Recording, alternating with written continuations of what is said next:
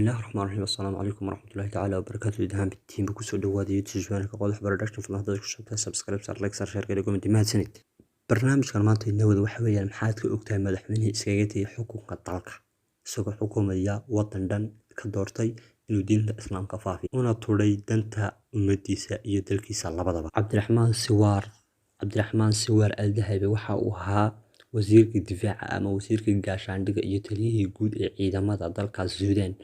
xilligii uu madaxweyne ahaa Jacfar al-Numeyri bartamaha sanadkii 1985 ayaa dalka Suudaan waxaa ka curtay ama ka bilowday mudaharaado looga soo horjeedo dowladda militariga ah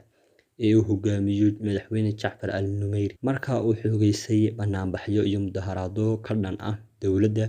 ayaa waxa wadanka ka dhacay afgembi ay hogaaminayeen ciidamada xoogga dalka Suudaan oo uu horkacayo wasiirka gaashaandhigga ahna taliyihii guud ee ciidamada xoogga dalka Suudaan Cabdiraxmaan al-Numeyri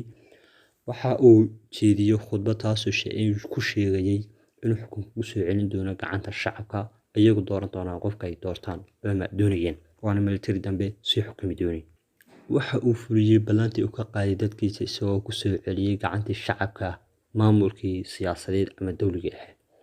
waxaa la doortay madaxweyne shacbi ah oo hogaaminaya madaxweyne Axmed al-Margani Cabdiraxmaan Siwaar al-Dahabi waxa waqtigiisii iskaga bax ama uu kaga tagayba siyaasad oo dhan inuu faafiyo diinta islaamka iyo dacwadeeda waxa uu madax u ahaa ururka dacwadda islaamka ee xaruntiisu tahay dalka Sacuudi Carabiya hogaamiyihii ama wadanka madaxweyne oo ahaa janka ciidamada ahaana madaxa dacwadda diinta islaamka ee dalka Sacuudi Carabiya waxa uu ku geeriyooday dalka Sacuudiga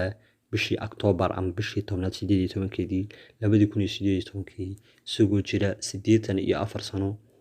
waxaana uu ku aasan yahay qabuuraha la dhaho Baciid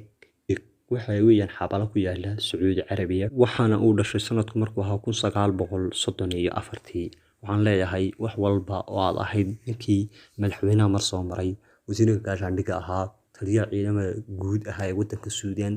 wuxuu noqday markii dambe in aan la ilaalin ilaahay mooyee in aan maartay dadaba yaacayn